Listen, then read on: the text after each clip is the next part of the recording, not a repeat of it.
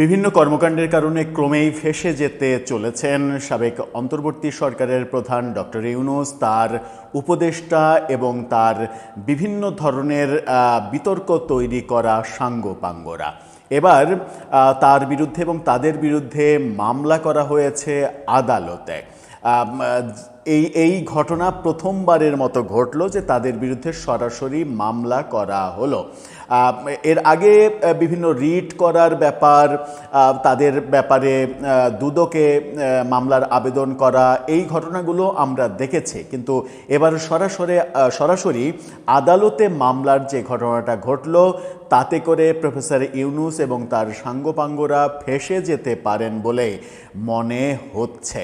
কি হতে চলেছে তাহলে, কেন এই মামলা করা হলো, এই মামলার ভ্যালিড পয়েন্ট আছে কি নেই, চলুন একটু জেনে দেখব এই ভিডিওতে। থাকবেন পলিটিক্স টিভির নিয়মিত আয়োজনে।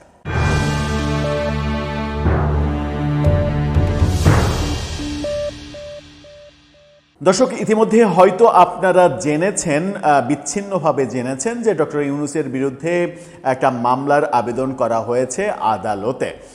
এই মামলাটা যখন করা হলো, মামলার আবেদনটা যখন করা হলো, তখন আমরা দেখছি যে প্রফেসর ইউনূস শুধু না, তার উপদেষ্টা এবং তার ওই মেটিকুলাস ডিজাইনের যে টিম, সেই টিমের অনেকের নামই অন্তর্ভুক্ত করা হলো। কেন করা হলো? কারণ আমরা দেখেছিলাম গত বছর উত্তরায় মাইলস্টোন কলেজে যে ভয়াবহ বিমান দুর্ঘটনা হয় এবং সেখানে 28 জন শিক্ষার্থী এবং শিক্ষিকার মৃত্যুর ঘটনা দেখেছি। যে শিক্ষিকা ওখানে মারা গিয়েছিলেন, শিশুদেরকে বাঁচানোর জন্য তাকে এবার সর্বোচ্চ যে জাতীয় পুরস্কার, স্বাধীনতা পুরস্কারে ভূষিত করা হয়েছে। সেই বিমান দুর্ঘটনা এবং শিশুদের মৃত্যুর জন্য প্রফেসর ইউনূসকে দায়ী করে তার সরকারের বিরুদ্ধে মামলার এই ঘটনাটা ঘটল। এখন তাহলে প্রশ্ন আসে যে এই যে বিমান দুর্ঘটনা, সেটা কি প্রফেসর ইউনূস সরকার করিয়েছিলেন? একটা যুদ্ধ বিমান, তার ট্রেনিং কেন ওই অঞ্চলে হচ্ছিল, এটা সব থেকে বড় প্রশ্ন। আবাসিক অঞ্চল কিংবা যে অঞ্চলে স্কুল রয়েছে, সেই অঞ্চলে কেন একটা যুদ্ধ বিমানের ট্রেনিং হচ্ছিল, সেই প্রশ্নই উত্থাপিত হয়েছে এবং এর জন্য দায় দেয়া হচ্ছে প্রফেসর ইউনূস সরকারকে। এভাবেই ভাবা হচ্ছে যে প্রফেসর ইউনূস সরকারের বিরুদ্ধে এরকম একের পর এক বিভিন্ন ইস্যুতে এখন মামলা শুরু যখন হলো, তখন এটা অব্যাহত থাকবে। কি বলছে গণমাধ্যম? চ্যানেলের এই শিরোনামটা দেখে নিন। সেখানে বলা হচ্ছে, মাইলস্টোন দুর্ঘটনা, ডক্টর ইউনূস সহ 16 জনের নামে মামলার আবেদন। 16 জনকে এখানে অভিযুক্ত করা হয়েছে। রাজধানীর উত্তরায় এই ঘটনায় অন্তর্বর্তী সরকারের সাবেক প্রধান উপদেষ্টা ডক্টর ইউনূস, উপদেষ্টা আসিফ নজরুল সহ 16 জনের বিরুদ্ধে এই মামলা করা হয়েছে। আজকে ঢাকার মেট্রোপলিটন ম্যাজিস্ট্রেট আরিফুল ইসলামের আদালতে মামলাটির আবেদন করেন নিহত শিক্ষার্থী উক্কো সাইং মারমার বাবা উসাইমং মারমা। বাদীপক্ষের আইনজীবী এ.কে.এম. শরীফ উদ্দিন এই তথ্য নিশ্চিত করেছেন।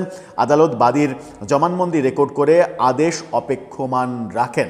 জবানবন্দিও রেকর্ড করা হয়েছে। মামলায় অন্তর্বর্তী সরকারের সাবেক উপদেষ্টা রেজওয়ানা হাসান, আসিফ নজরুল, সাবেক প্রেস সচিব শফিকুল আলম সহ 16 জনকে আসামি করা হয়েছে। রেজওয়ানাকে করা হয়েছে আসামি, এবং সবথেকে মজার ব্যাপার হচ্ছে যে ওই মেটিকুলাস প্রেস সচিব শফিকুল আলমের নামও এখানে রয়েছে। 2025 সালের 21 জুলাই উত্তরার দিয়াবাড়িতে মাইলস্টোন স্কুল অ্যান্ড কলেজে বিমান বাহিনীর একটি যুদ্ধ বিমান বিধ্বস্ত হয়। এতে 28 জন শিক্ষার্থী সহ 36 জন নিহত হওয়ার ঘটনা ঘটে।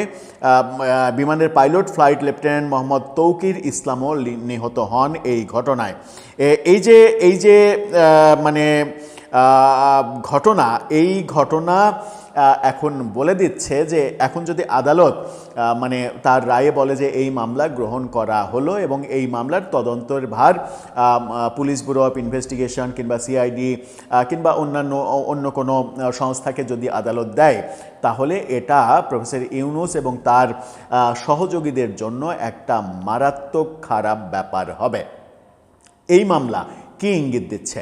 ইঙ্গিত একটাই দিচ্ছে যে প্রফেসর ইউনূস সংস্কারের নামে এবং শুদ্ধাচারের নামে ভালো ভালো কথার আড়ালে মূলত ১.৫ বছর ব্যাপী একটা ভয়াবহ অপশাসন চালিয়েছিলেন, যার কারণে বাংলাদেশের প্রত্যেকটি নাগরিক, প্রায় কিছু নাগরিক তো রয়েছেই তার পক্ষে অন্ধ সমর্থক, যারা প্রফেসর ইউনূসের কোনো দোষ দেখেন না, তার সরকারের কোনো দোষ দেখেন না, তারা ছাড়া বেশিরভাগ মানুষ, এদেশের অন্তত 80-90% মানুষ তার উপরে বেজায় ক্ষিপ্ত, এবং এই ক্ষিপ্ত হওয়ার প্রতিক্রিয়াগুলো এখন একের পর এক হয়তো দেখা যাবে।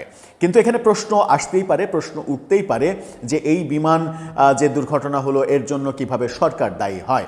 এখানে আইনজীবী স্পষ্টভাবে বলেছেন, যেটা তার বক্তব্য আমি শুনেছি, তিনি বলার চেষ্টা করেছেন যে একটি যুদ্ধ বিমান কেন এই অঞ্চলে উড়াল দিল, এই অঞ্চলে কেন প্রশিক্ষণ নেবে। যুদ্ধ বিমান যেখানে লোক সমাগম আছে সেই অঞ্চলে প্রশিক্ষণ নেওয়ার কোনো ধরনের কোনো কথা নয়। সুতরাং এর নিয়মের ব্যত্যয় ঘটানো হয়েছে, নিয়মের ব্যত্যয় ঘটিয়ে এটা ঘটানো হয়েছে, এবং এই যে শিশু সহ ৩৬ জনের মৃত্যু, এই মৃত্যুর দায় সরকারকে নিতে হবে। কি হবে এরপরে? দর্শক, আপনার কাছে কি মনে হয় কি হতে চলেছে? প্রফেসর ইউনূসের ইউনূস সহ তার সহযোগীরা কি বড় ধরনের বিপদে পড়ে যাচ্ছেন? আপনার মতামত জানিয়ে লিখতে পারেন আমাদের কমেন্ট বক্সে।